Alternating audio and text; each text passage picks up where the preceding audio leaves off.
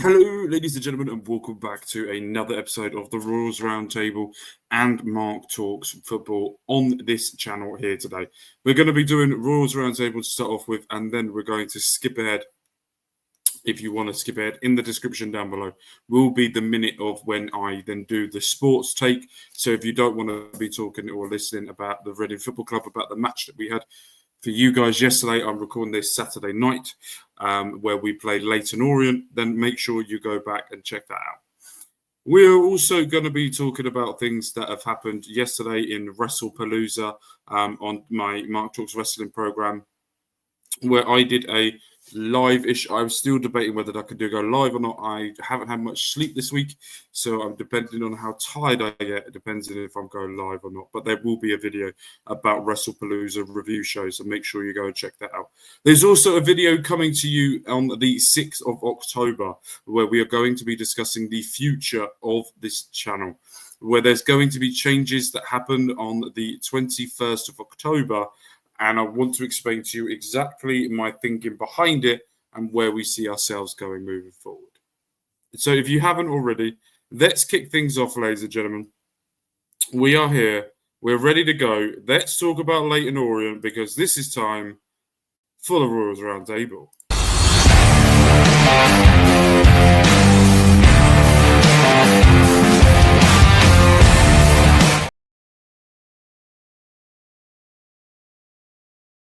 Is correct. Thank you ever so much for joining me here today.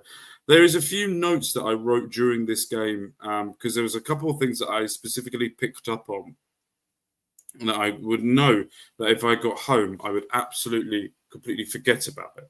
There was two main things that I saw going on. This subscribers going on for ages. That needs to stop. There was two main things going on with the 2-1 victory that we had today against Leyton Orient. One, that was something that people may have noticed before that I clocked on, that I hadn't clocked on before, was that when the keeper picks up the ball now, if you watch the referee, he now counts down from 8, which I hadn't seen before. If you don't know the new rules and regulations, that's understandable because they keep changing all of the time. But with this season, there is a new regulation going on that if you hold the ball for longer than 8 seconds in a match, a goalkeeper, you're time wasted, and that will result in a corner kick to the opposition. So let's say Reading will hold it. Reading, like they were today against Leyton Orient, holding the ball for longer than 8 seconds, Leyton Orient will be given a corner kick. But the referee was counting down for Joel Pereira to kick it away. And I have to say as well, we were discussing the other night about tactics, and we were discussing about the way that we would get the 4-3-3 to work. Obviously, Noel Hunt doesn't watch this channel because he still went back to the old ways of doing things, and it didn't work. First half was very lackadaisical. I would say Leyton Orient had majority of percent of possession in that first half. Goalkeeper probably should have done a heck of a lot better, saving the first goal from Jack Marriott. But Jack Marriott now getting 3 goals in 3 games. A good return for people that kept saying that we don't have a striker or needed one from that. And it's interesting as well. We look through the statistics of the game and we talk about the tactics as well. Going into this, Reading had 12 shots compared to Leyton Orient 17. We both had 6 on target. Leyton Orient had 685 passes compared to our 286 passes. They had 71% of possession. We had 2 corners compared to their 6. We had 1 clear-cut chance compared to their 2. We had 13 tackles won, 19 aerial duels won, 5 saves compared to Leyton Orient's 3. And we had 5 yellow cards compared to their, 3? And if we look at the table as well, Leyton Orient now sit 14th in the league. 9 games have been played, 3 wins, 2 draws, 4 losses on -4, with 11 points on the table. And we sit now in 20th position, played 8, won 2, drawn 2, lost 4 with -4 goal difference. And 8 points on the board so far this season. If we're looking at the lineup for Reading today, Joel Pereira, Ahmed, Finn Birds, Derek Williams, and Gerald Dorset. Williams is absolutely phenomenal, absolute rock in that centre back position. Like Finn Burns, really growing and really maturing into this role, and I'm really enjoying the way he's doing it. Liam Fraser as well in the midfield. No Ben Elliott, but he was at the stadium. I haven't got word online exactly why that he was dropped out of the team. Lewis Wing and Charlie Savage in that midfield position, and then you have Paddy Lane, Jack Marriott, and Daniel Caruera in the wing positions, with Stevens on the bench, with Jacob Garcia, Richie Doyle, Shalaberman, and Mark Mahoney on the bench as well. And if you think about the style and the game that we play today, very much going to the old quarterback position in Lewis Wing, getting him forward, getting things going. And after the Jack Marriott goal, we sort of dropped off a bit. Right at the start of the second half, Leyton Orient get the goal, and then Fraser at the 79th minute was able to bag the winning goal for us against Orient. And I will say the change of tactic that we had in the second half really got us, and I think that's what Noel Hunt needs to be looking at doing, potentially moving forward, was the change of tactic from the 4-3-3 to the 4-2-3-1. Where when he put Kamari Doyle on, he put him on just behind the striker of Marriott. He put Richie onto the right wing, who, by the way, was absolutely phenomenal. Barking orders the whole time, pulling people going, getting everyone going and getting themselves set as well, was absolutely phenomenal in the way that he was playing as well. Another win, a great win, a home win as well. We cannot complain. You could complain about us not getting at home, not having that much possession and coming away with a win. But at the same time, it doesn't matter how you win, you win. And that's, in my opinion, the way that I look at football. Everyone can have differences of opinion. I don't care. But you can't be a crybaby bitch all the time in the whole life, moan about every single fucking thing. When actually, when you look at the actual result of things, picking up a victory was the right thing to do. The change of tactics was very clever from Noel Hunt, which we hadn't seen him previously do. Change the tactics up. He's been very steadguard in the way that he does things and sort of sticks with what he's got. Very Yap Stam-esque, where he had his way, and that's the way it's going to be. That way or no way from it. So interesting to see what happens from here on out. Interesting to see what's going to happen moving forward. But what I will say is, what a performance, what a win, and what a way to get things forward. Moving up a little bit more in the table now. Jack Marriott 3-3. Daniel Caruera looked absolutely dangerous. Paddy Lane looked like he could get in behind and do things. Richie looking like he could be an absolutely superb star in midfield or on the wing. The way that he played, it was phenomenal.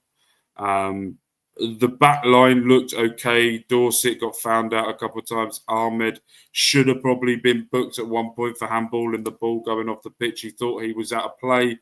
He went to grab the ball to go give it back, but as he was in the air doing it, and then it was a free kick. There was a big hoopla on the sidelines.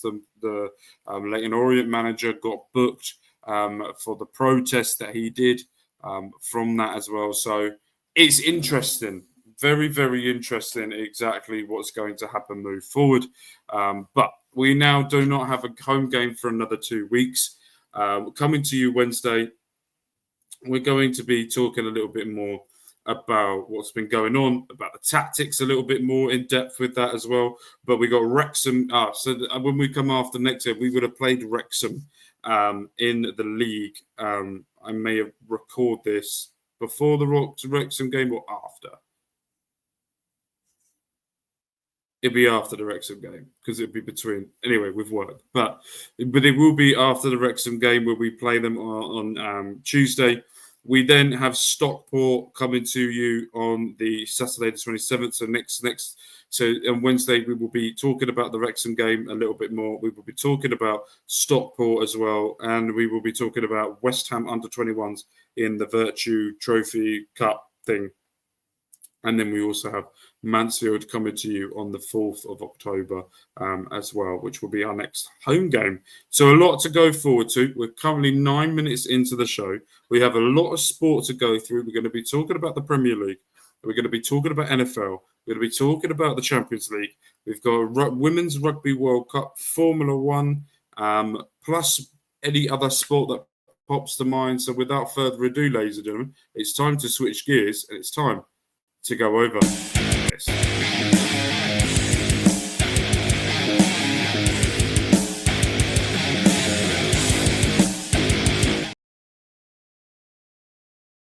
Very much so. Now we are now here for sports hot takes, and we're going to be talking about Premier League. Liverpool picking up an absolutely crucial victory by an absolutely superb goal for Ryan Gravenberch to get it 2-1. Everton coming back into it. He's got a new lease of life, Everton, and unfortunately for them, just wasn't enough. Brighton drawing with Spurs 2-2. An own goal from the Brighton defender rescues a point in the comeback. Burnley drew 1-1 with Nottingham Forest. Forest is still searching their first win under new manager Ante Postecoglou after losing to Spurs and to Swansea in the Cup during the week. We also had West Ham with massive protests before the game. And very much there has been a picture circulating online with Nuno Espirito Santo having lunch or dinner with one of the West Ham executives recently. But Jarrod Bowen getting the goal just after half-time after Mateta gets it. But Tyreek Mitchell getting the goal for Crystal Palace to make it 2-1. The Wolves having even a worse start than you could possibly go for so far. 5 games, 5 losses, -9, losing 3-1 at home against Leeds United. Dominic Calvert-Lewin, Stack and Okafor getting the goals for Leeds to get them another win. Manchester United were able to pick up a victory with 2 sendings off in that game. Robert Sanchez getting a red card after 5 minutes, and then Bruno Fernandes getting his 100th goal in his 200th appearance for Manchester United. Casemiro scoring a headed goal, and then in the 45th minute, Casemiro gets a second yellow card and is sent off, which is not a red card. Trevor Chalobah was also got the goal, a condolence goal there for Chelsea to make it 2-1, and Fulham picking up a victory 3-1 against Brentford. And Brentford looked absolutely dog shit in that game, by the way. I was watching that in the background as well. And a little bit of highlight, the Championship football. Middlesbrough stayed top of the league, unbeaten so far this season. 6 games played, 5 wins, 1 draw, 0 losses, plus a 7 goal difference on 16 points. Stoke second in the league with Bristol City in third, Leicester in fourth, Preston in fifth, Coventry in sixth, West Brom in 7th and Birmingham in 8th. The mountain was growing on Phil Parkinson, apparently. At Wrexham, they were 1-0 down, and then they were able to get 3 goals back. By the way, I bet Norwich to win this game, and this was one of the games that absolutely cost me in my bets for that. So thank you, Norwich, for that. Portsmouth continue to lose, which is fucking brilliant, against Sheffield Wednesday. Sheffield Wednesday picking up a victory, still in the bottom 3, but only 1 point away from Derby. Portsmouth currently sat in, where are they? 12th place, mid-table for them. So that's good for them as well. Right, we're now going to move on to Formula One. And as of this recording, and just before this video goes live, it is going live before the Azerbaijan Grand Prix when I'm recording this. Max Verstappen will be starting on pole in a fucking weird-ass way. Charles Leclerc crashing, Oscar Piastri crashing in qualifying as well. Lewis Hamilton going out in Q2. Esteban Ocon not recording the time, nor did Ollie Behrman. You had Alex Albon in 19th down there as well. And then I wasn't around to watch qualify because I was at work and doing it. Yuki Tsunoda with one of the best qualifying he's done so far in 6th place. 2 Mercedes in the 4th and 5th with Kimi Antonelli getting out on top. Liam Lawson in 3rd place with Carlos Sainz, the Williams driver, in 2nd, but was picked at the post there from Max Verstappen. Lando Norris only could get 7th with Isaac Hadjar getting 8th. I am very interested. This is a completely mashup of places, but I'm going to say that Max Verstappen will most probably come home with the victory here. I think it will be very close. I couldn't even predict the top 3. Maybe Max Verstappen and the 2 Mercedes getting in there. I see the Williams dropping back a bit, but who knows with the Azerbaijan Grand Prix, but I am going to be predicting that Max Verstappen will be walking away from the Azerbaijan Grand Prix as a race winner and keeping the momentum on his side moving forward. We're now going to shift gears now back to football, but we're going to be talking about the Champions League so far. If we look at the table, top of the table is Eintracht Frankfurt, who and PSG joint first at the moment, where they both have 4 goals with 3 points. Club Brugge are third, Sporting Lisbon are third. We also have Union SG in fifth, Bayern München in sixth, Arsenal and Inter Milan in seventh.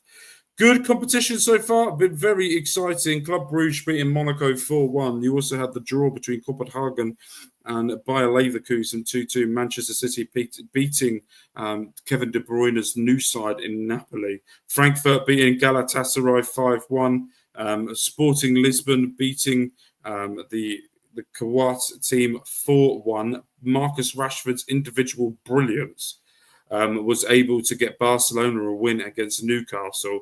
PSG beating Atalanta 4-0. Bayern Munich beating Chelsea 3-1. Liverpool coming away with victory against Atletico Madrid as well, beating them 3-2. Arsenal with a great victory against Atletico Bilbao on there, and Juventus and Borussia Dortmund in an absolute bime buster of a game. Getting 2 goals in the 90th minute did Juventus to come back with the draw, 4-2 down to get 2 goals in the 90th minute of Vlahovic and Lloyd Kelly to get the point there for Juventus. Interesting seeing how it's going to go, and I think it's all to play for at the moment. Tough games coming up as well. Coming up in the, is it next week? What week? That's next 30th. So the next group of fixtures is in 10 days' time. And we will be talking about that next week, where we will talk about the Champions League a little bit more. But we're going to move on now to the Women's Rugby World Cup. We saw the semi-finals here for you today, and we have found out exactly who is going to be playing in the Rugby World Cup final. Shock wheels. Let's talk about the semi-finals. New Zealand going into it as one of the odds-on favourites to get to the final and losing to the old Canadians 34-19. It was to Canada at Ashton Gate Stadium.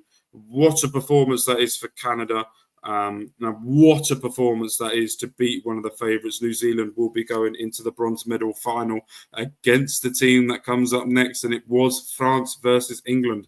And what a performance it is from the Red Roses in there, 35-17, where at halftime it was 5-7, and then we absolutely annihilated them. I haven't been able to watch this game due to the fact of that I was at the football.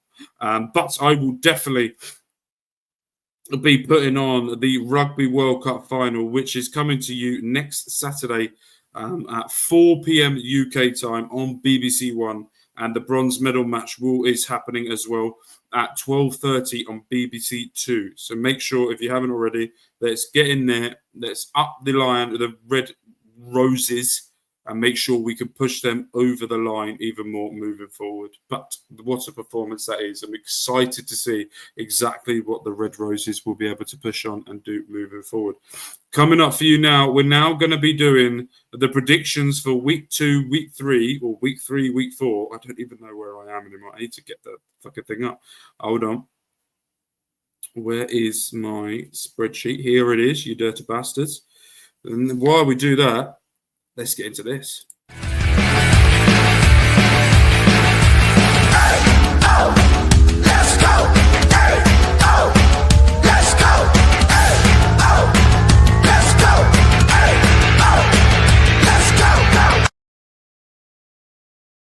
So, if you haven't seen already, I did put out on my socials, I think it was X and Blue Sky, what happened from last week's prediction. Only got 3 wrong last week. I got the Dolphins wrong, shock. Steelers I got wrong, where I thought that the Steelers would beat the Seahawks.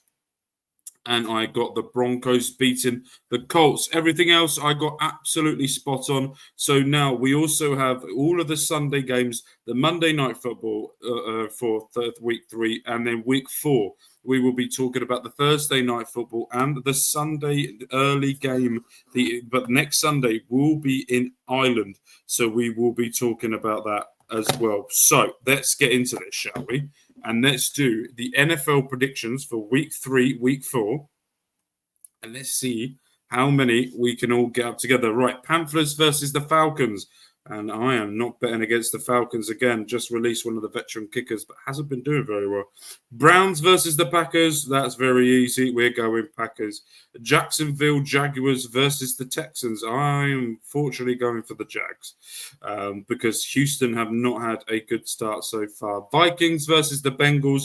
Turf, two of the main quarterbacks, Joe Burrow and JJ McCarthy, who, by the way, JJ McCarthy, I've had a real shit luck with Fantasy League this year.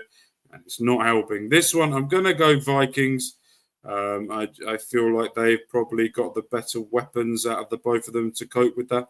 The Patriots versus the Steelers. We are going to go for the Steelers. We've got the Eagles versus the Rams. I'm going Eagles. We got the Bucks versus the Jets. I'm going the Bucks for this match. We've got Titans versus the Colts. I'm actually going to pick the Colts for this one. We got the Washington Commanders versus the Las Vegas Raiders. I'm going Commanders, even though it's looking like that Jaden Daniels will not be playing.